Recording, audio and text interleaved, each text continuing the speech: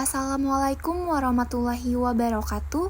Perkenalkan, saya Vina Ramadhani dengan NPM 2313053008. Di sini saya akan menjelaskan cara melakukan uji validitas dan reliabilitas dengan menggunakan aplikasi SPSS. Sebelum itu, saya akan menjelaskan sedikit tentang apa yang dimaksud dengan uji validitas dan uji reliabilitas.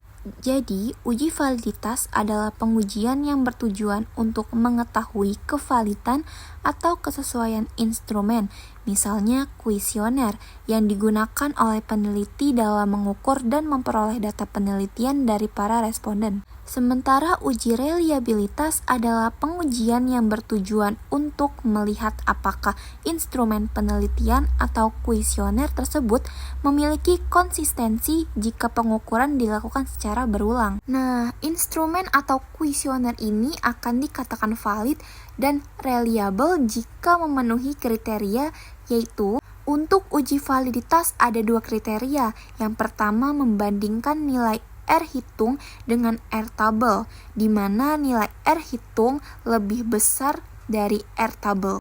Dan yang kedua yaitu nilai signifikansinya atau sig itu kurang dari 0,05. Kemudian untuk uji reliabilitas kriterianya yaitu suatu instrumen dikatakan reliable jika nilai Cronbach alpha-nya lebih dari 0,6.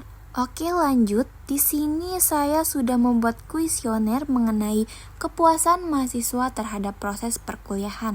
Nah, ini sudah terkumpul datanya yang kemudian saya input ke dalam Excel. Bisa dilihat, data kuesionernya terdiri dari 5 pernyataan dengan nilai atau skor skala Likert itu 1 sampai 4. Nah, di sini ada total untuk skornya.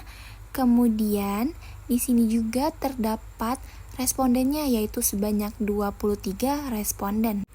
Oke, langsung saja kita blok bagian angka-angka skor ini ya. Hanya angkanya saja, tidak perlu nomor respondennya, dan lalu kita klik copy. Lalu kita beralih ke aplikasi SPSS. Jadi ini dia tampilan dari SPSS. Selanjutnya, di data view ini kita klik sel yang di atas, kemudian kita tekan Ctrl V.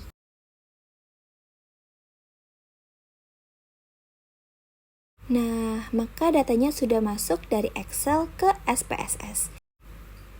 Nah, kita lihat di sini judulnya masih VAR 0001 dan seterusnya.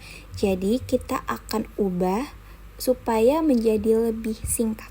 Caranya kita klik variable view pada bagian bawah ini, kemudian kita klik bagian name, lalu kita klik Ctrl F untuk mengubah nama dari masing-masing tabelnya.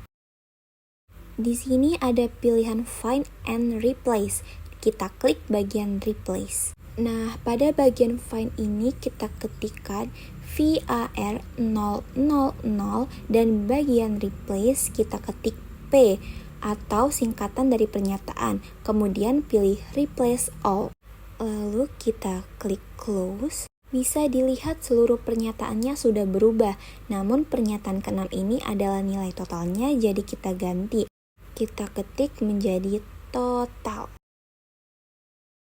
Kemudian untuk bagian desimal ini kita ubah semua ya teman-teman menjadi 0 dari P01 sampai P05.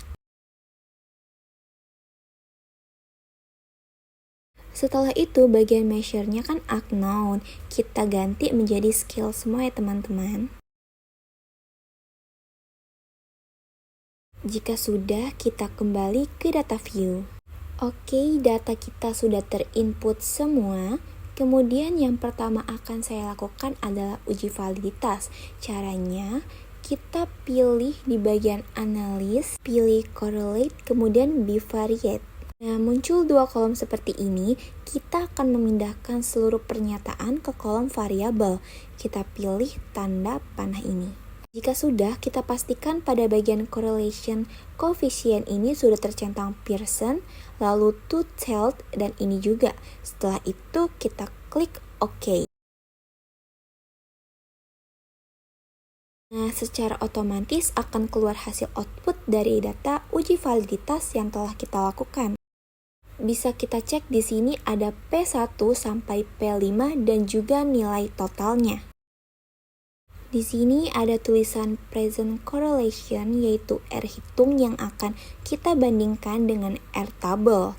Kemudian sig ini adalah nilai signifikansi dan N ini adalah jumlah banyak respondennya. Oke, langsung saja yang pertama kita pakai cara 1, yaitu membandingkan nilai R hitung dengan R tabel. Kita geser ke kanan, itu ada titik yang berarti 0, jadi itu 0,786.